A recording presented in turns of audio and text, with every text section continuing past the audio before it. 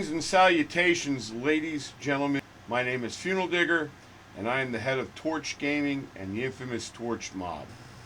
And I can't believe I left the conditioner on. Son of a... Oh, help me, Jesus.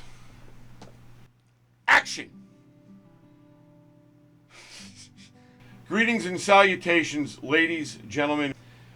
My name is Funeral Digger. I am the head of Torch Gaming and the infamous Torch Mob. I want to sincerely thank you for all tuning into this video. I hope this topic piques your interest in Modern Warfare 3 and the new release coming out on November the 10th, because today I'm going to be discussing the Modern Warfare 3 beta. Number one, it is fantastic to see the OG MW2 maps redone in all their glory. I am pleased to say they kept these iconic maps pretty much in their pristine condition and did a fine job in maintaining the original integrity of these OG maps. Not gonna lie, I had real concerns of a repeat of Crash from MW 2019, but thank you Sledgehammer Games for keeping the integrity of these fine iconic maps. They look beautiful. They played well. I'm just pleased that they didn't bastardize these maps and make a mockery of them. They really did a fantastic job, and I'm not going to lie, I was very, very concerned. Once again, thank you very, very much, Sledgehammer Games. You did a terrific job on those 5 maps. They were a joy to play, and they looked tremendous. I also want to speak about the weapons. I have to say I enjoyed all the weapons they included in the beta. I played with the ARs, subs, battle rifles, LMGs, and pistols. I didn't try any sniper or marksman rifles, mainly because of what I'm going to get to a little bit later on in the weapons category. The guns all had a really good feel to them. They felt good. They played well. They were smooth. The game itself was smooth.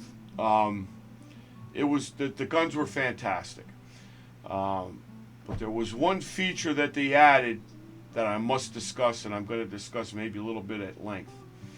And that is what I believe is one of the most innovative things that's come out in Call of Duty in a while that I really think is worthwhile and will be useful. And that's called the conversion kit. They had a thing called the conversion kit to 2 weapons, the Puliamod LMG and the Renetti pistol. And what these conversion kits do is they allow you to transform these guns from an LMG into an AR, which they did with the Puliamod, which gave it faster down sight speed, faster handling, but you still were permitted to have the big weapon cache, the big ammunition cache. I had a 200 round ammunition box on my gun with the conversion, but you could move like almost like I had an AR, and you aim down sight like you had an AR. It was really cool, and I think it's a game changer. And the Renetti they turned into a submachine gun. And that was a fun weapon to use. So I just had the Puliamod and the Renetti conversion kits and was running them pretty much all day on Sunday. And that's kind of why I didn't get to the sniper or the marksman rifles. But I'll tell you, I'm really, really anxious to see and looking forward to what they do with these conversion kits when the full release comes, because it really could be a game changer and really have a hell of an effect on your gameplay, on your choice of weapons and everything. This is something to keep an eye on in a full release as to what conversion kits they add, what guns you can convert, and what you can convert them to, because this is going to be a meaningful thing in this game, believe me. Especially right now with the slow time to kill, which I'll get to later on. But that's the segment on weapons. And remember conversion kits, and remember what I told you here. It's going to really be a game changer. The perk system has been overhauled as well. We now have boots, gloves, and a vest perk system. Overall, I thought it was well done. I think it's fairly balanced. You have to make choices. They don't make it easy on you. You can't stack perks. They don't stack, which is a great idea. I'm anxious to see what perks they add to the game at release. I know there's going to be many more added than the ones we had in the beta. And for sure, this perk system is far more superior to the MW2 perk system for obvious reasons. I mean, the MW2 perk system, they dripped out to you in the middle of the game. You got this perk and that one. I mean, what a ridiculous thing that was. And they never changed it, no matter how much we argued with them and begged them. Anyway, this perk system really is a good one. I'm curious to see what perks they add. I think it's a well thought out system. It's logical. It makes sense. And I think everybody's going to like it and enjoy it. Again, the field upgrades, I'm going to go on to that next. Were pretty much your standard fare, munitions. They did add a medical one, which gave you a couple of things, I'm trying to remember what it was. Field rage, or it was battle rage, and they gave you some stims to use. They also gave you, the munitions, but they had a unique one. I don't remember what the name of it was, but you could throw it on an objective and it would cap the objective for you. And here's something, again, I thought was very innovative, very well thought out, and something I think will be very useful and tactical. When you got a team together, maybe you're playing a game like War, and you're trying to cap objectives or whatever, and you're going to want maybe a guy to have a medical unit. You're going to want a guy to have a perk with the ammunition. You're going to maybe want a couple of people to have these perks to be able to cap an objective. I just thought that was really, really, these are cool ideas and I think well thought out. And I have to say it, I'm going to say it. I got to give Sledgehammer credit. They're thinking outside of the box, but they're coming up with ideas that I think are going to be useful to the player. And it makes sense. Well done. Well done. The kill and score streaks, in my opinion, were less than impressive. I am hoping they add some bangers as well, to this game with score streaks when the full game comes out, because these ones in the beta, they were underwhelming at best. And for heaven's sake, can you please get the turret to at least be a worthwhile? I mean, or if not, get it out of the game. I mean, 7 kills, so you got to get a 7 kill streak and you get a turret gun, which is as worth. I mean, it's just worthless. It's worthless as teats on a boar hog. I mean, for God's sake, for the love of all things holy, Sledgehammer, please listen to me. I'm begging you. You're doing a great job, and it's easy. It's always easy to throw out criticisms, but I'm trying to give solutions too. I want to be fair, and I'm not going to just say, this, that. I want to be fair. I want to give solutions. If I'm going to criticize something, I'm going to tell you why. I'm going to tell you this is what I would do to fix it. But this turret, you got to fix. You got to let it at least kill some people, or at least, I mean, it's slow as molasses. People are running by this thing. I mean, you got to really, really, really buff the turret, or it's going to be a worthless kill streak. And that's my commentary on the kill streaks and score streaks. We played 5 multiplayer maps: Estate, High Rise, Rust, Favela, and Skid Row. The game modes were Team Deathmatch, Kill Confirmed, Hardpoint Domination, and then they added Search and Destroy. They also had 2 Ground War maps. I'm not a real big Ground War fan, so I didn't play Ground War. Again, all these big maps, you got Boar Zone, you have Ground War, you have this and you have that.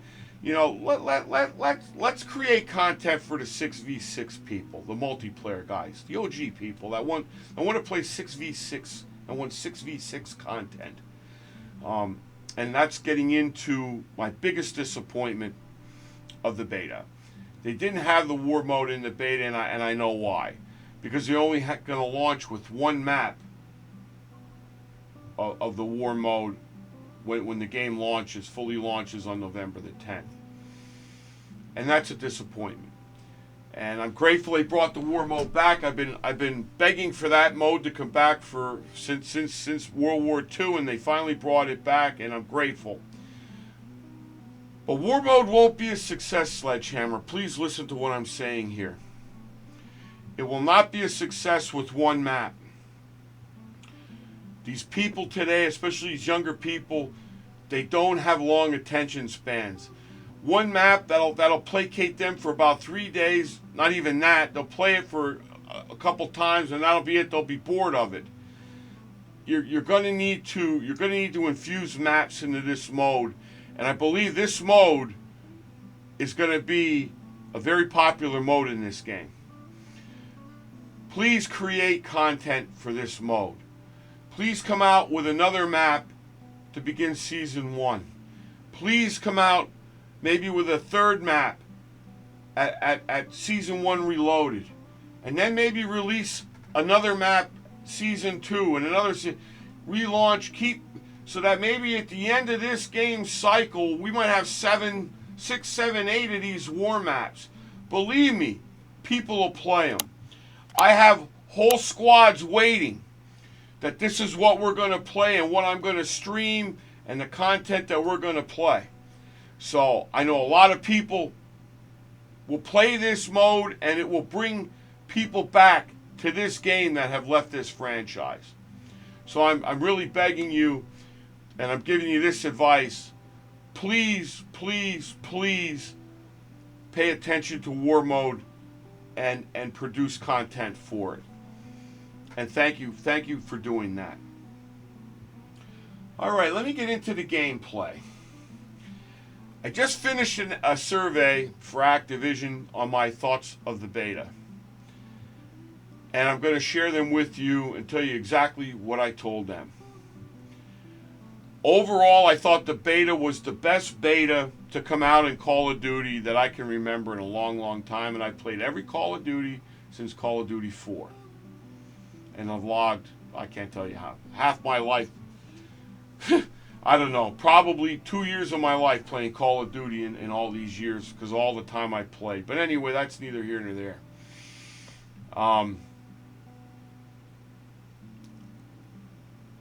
The game itself is tremendous. The maps are terrific. The beta released was smooth. Was barely buggy. They had a few, but I mean, all in all, this beta was terrific. Now I'm going to tell you what they need to fix. I've got a few items. I'm going to go down the line. I'm going to tell you not only what they need to fix, but I'm going to tell you how they can fix it. I want to give solutions to these to what I think is wrong. Like I said, it's very simple to say, this and rant and rave. I can rant and rave, and I might even in this video. But I'm telling you, because I love this franchise, I've been playing it so long. It's a hobby, a passion of mine, and I want it to be good, and I want it to be the best it can be, and I want to be part of the solution, not part of the problem. So here are my thoughts. The TTK is way, way too slow. The health needs to be nerfed to at least 125. Frankly, I think it should be brought all the way back down to 100, just like it was for Modern Warfare 2 2022. And here's why. You all increase the movement speed and the abilities to mantle and this and that. These guys are flying around like a bunch of cracked out roaches that just got a flashlight shined on them. So you've increased the movement to the point that these people are flying around the map. It's illogical to also increase the time to kill as well. So now you buff the movement and you also buff the time to kill. So you really made it almost impossible to kill anybody moving unless you crack them with a headshot or you have a sniper rifle. And that's another problem that you created. See, because of this imbalance, you also created a third imbalance that's called the sniper rifle. Because any gun that tries to challenge a sniper rifle, you're going to lose. Because that sniper rifle's a one-shot kill, and he gets virtually no flinch. So here I am with an AR trying to knock this sniper rifle off, and I need 5 shots, 6 bullets to kill this guy, unless I crack him with a headshot. Maybe I get fortunate it's a 4-shot kill if I don't miss a bullet. I'm not Scump. Who is? So you got 50, 60, 70 of the greatest Call of Duty players in the world, and you're watching all those guys on Twitch and YouTube. It's not realistic to think that the vast majority of us are going to be capable of that kind of skill. So to me, it's foolish to build a game that you want 50, 60, 70 million people to play, hopefully, and to create it to where those guys that are the best in the world, and I have no knock on them, I have a lot of respect for them. In fact, I love those guys. I watch the COD League every game, every match. It's just, those guys are terrific. The average guy, he's not going to win that gunfight. Because a sniper, he doesn't have to be really that good with that gun. He just has to hit you and you're dead. I got to stay on you for 4, 5, 6 bullets with an AR to win that gunfight. Not going to happen. Guy has no flinch. You're going to have to increase the flinch of a sniper rifle a little bit to give it at least fair to balance it out so that a sub or an AR has a shot against that gun. Because right now, there's no chance. You don't got a chance to kill anybody moving unless you get a headshot. Forget about it. Not going to happen. And that's got to change. So if you want to keep this movement the same, which I think you should, I think the movement's great. You should be able to move fast around the map. You know, you have dead silence now as a perk, so you can load up dead silence. Nobody's going to hear you, so now nobody can hear footsteps. You took care of the camping problem. But now you got to make the gunfights. You got to make the gameplay fair. And my personal opinion is, you can't buff the movement speed to the point where they're running around like cracked out cockroaches, and then nerf the time to kill to the point where you need 6 or 7 bullets to kill a guy. He's moving. You're not going to kill him unless you hit a headshot. So my advice is this: knock it down to 100. Go down to your regular 100 health. Leave this movement the way it is. Put some flinch on a sniper rifle, and now you solved the balance issue. And I understand you got other issues because you're going to have the 2022 weapons coming in as well into the 2023 game, and that's going to create issues for you too. But I'm telling you right now, I was calling myself 70-point assist all weekend because that's all I got was 75-point assists. 75-point assist, 75-point assist, 75-point assist until the double XP hit. Then I was 150-point assist. I was going to make my new gamer tag, my new Call of Duty name 75-point assist, because that's what we have here. I'm hoping you do something about this. I have to believe that you will, because that's really what needs to happen. The rank and file player, this is not realistic. You're not going to get any kills. It's ridiculous. I'm going to go to my next order of business with y'all. Disbanding lobbies. Keep the lobbies intact and help build this community back again. Much of the toxicity that's going on right now is because your game, right now you get in with a group of people and guys are cursing at you, racial epithets, you name it, and they could say this garbage because they're into your lobby one game and poof, they're gone after the game, and you're probably not going to see them again. And I think that's part of where this toxicity comes. Whereas back in the old days of Modern Warfare 2, we kept the lobbies together. So yeah, you talk crap to people, things went on, but you stayed in the lobbies because you want. If you lost, you wanted to get them the next game, or if you won, you stuck around because you wanted to beat their rear ends again and whatnot. But what happened was you started off screaming and hollering and whatever with these guys, but you ended up becoming friends. I got 400 plus friends on my Xbox friends list that I played Modern Warfare 2 and World at War and this with back in the day, that started out just this way, and we became friends, and that's how you build a community. Call of Duty has lost that. They've lost the community, and you need to stop this disbanding of the lobbies. Listen to me. If a player feels he's overmatched in a disbanded lobby, he can leave. Keep the lobby intact. If you don't want to stay in that lobby, you always are free to go. You can go, and in the old days, we used to call this lobby shopping. And you know what? Let them lobby shop. Trust me.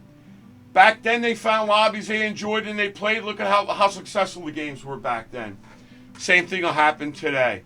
Just another idea, another thought, and maybe some facts to back it up, and an idea on how to fix it and what might occur because of the fix. Let the players stay in lobbies, build friendships and rivalries. If they want out, they can leave and they'll lobby shop. Stop the disbanding lobbies. It's really killing your franchise and killing your game because the sense of community is gone. It's certainly not what it was back when I was playing the original Modern Warfare 2 that you're paying homage to here. We're going to go to Fix 3. Skill-based matchmaking, or SBMM. Again, I know disbanding lobbies are a direct result of skill-based matchmaking. And this has got to stop. Like I mentioned, it's killing the game, it's killing this franchise. You know your player numbers are down. Everybody knows it. Don't lie to yourself. Don't. You can lie to me, but you're worse off lying to yourselves. You just know what's going on. It does nothing to protect. Skill-based matchmaking does nothing to achieve the goals that you wanted to achieve. It doesn't protect the players you're looking to protect. All it does is irritate every player in every game because every game is a sweat pit. After every game, you need a freaking IV to rehydrate because you just sweated half to death. You gotta, it's gotta stop, really. And I understand what you're trying to accomplish. You want to protect the handicapped, you want to protect the disabled, you want to protect the lesser player. And that's fine. I'm all for that. Frankly, everybody, and I feel very strong, everybody has a right to enjoy this game, and everybody should have fun playing Call of Duty. I don't care who you are. And I understand you want to protect these players. But you're not this is not protecting them. Because I can tell you all that's happening is you have people creating dummy accounts, reverse boosting, and getting themselves into the games against these people and dropping nukes and all this nonsense. In theory, this might be a great idea, but in practice, it's no good. It stinks. It doesn't work. Get rid of it. It's a failure. It's killing your game. It's killing your franchise. I solved your problem back with disbanding lobbies. You'll do the same thing as this is doing. Believe me, the lesser players will find their way in the lobbies with lesser players. It'll happen. It'll happen organically. You don't have to force it. People will seek to their level. They do. As far as the less fortunate, the handicapped or whatnot, there has to be a way, just like Xbox does it and Microsoft. You just bought Activision. I have a lot of faith in you guys. I'm getting that on my next point. It's my segue. I've been an Xbox fan. I would have my Torch Gaming merch and uni on right now. In every video I wear my Torch Gaming, but this is an ode to you, Microsoft. The OG Xbox. I'm wearing this for a purpose and a reason in this video. I'm appealing to you. You've just bought the franchise. We're counting on you to save it. I'm being serious. We're counting on you to save it, and I believe you can, and I believe you will, or I wouldn't be wasting my time here. Do like you do with Xbox. Set up parental controls on the game and legitimately have these folks register and put them in their lobbies.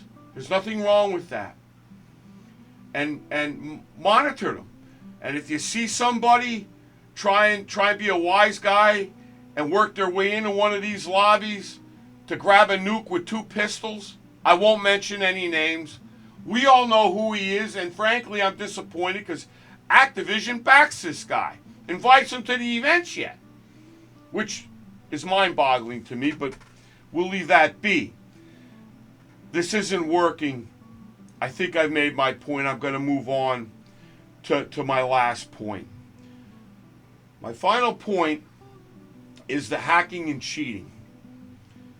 You got to fix this. I mean, seriously, hacking and cheating in a beta. Yes, we had this going on in this beta, and it was rampant. Friday and Saturday, in almost every lobby I was in, I had cheaters and hackers. It was borderline unplayable. I have total faith in my people at Microsoft to fix this. If anybody on this planet can develop an ironclad anti-cheat, it's you, Microsoft. It's you. And we're counting on you to do it. Please, for the love of all things holy, get an anti-cheat out there that works and start banning these people. I mean, ban all of them, including Activision's merry band of whitelisters. Instead of inviting these cheating, degenerate misfits out to COD Next to promote your game, ban them. You know, many of them are cheating. It's not a secret. Invite out deserving people that'll promote your game the right way. Believe me, there's many of them out there. Regular folks, trust me, you'll be better off. It started off with the PlayStation beta weekend. They had PS4 cheats. Then the second weekend, which I played in, I'm an Xbox and PC guy. They had computer hackers giving away cheats. Imagine that. Think about this for a minute. They had computer hackers giving away cheats to beta test them, to beta test their cheats on the MW3 beta. So I'm going to repeat this again. You had hackers doing a beta test for their cheats during the actual game beta. They were on TikTok, and they didn't call them cheats, they called them chairs. That was their code name for cheats. Now, if this ain't screwed up, I have no idea what is. And I'm telling you now, if this isn't addressed, and I mean ASAP, this game, no matter how good, how great it is, will never make it. In fact, the franchise won't either. This won't continue. So I think this should be your priority number one, Microsoft. This should be your first priority going forward. We're all begging you, and we're all counting on you. I'm your biggest fan. I'm all in. I guarantee, I'm sure that you all are going to create a viable anti-cheat that's going to put an end to all of this. And that in its own right is going to solve many of these ills. You start off with the anti-cheat, you get rid of the disbanding lobbies, and you get rid of skill-based matchmaking. And you're gonna have a big-time game again, like you used to back in the big good old days of 2007, 8, 9, 10, 11, back when all those great Call of Duties were out and everybody was playing them. Anyway, I hope you see this video. I hope you take it to heart. I sent all these concerns to you in your survey to me. And that wraps up this video. Once again, I want to thank all of you for watching. I am the Funeral Digger. I'm the de facto head of Torch Gaming, the infamous Torch Mob. I respectfully ask that you please subscribe, hit the notification bell so you're notified of all future content. Please hit the like button, and also leave a comment, as I always love to see what you all have to say. I promise I'll respond, and always remember, the Torch Mob always makes them eat the crown.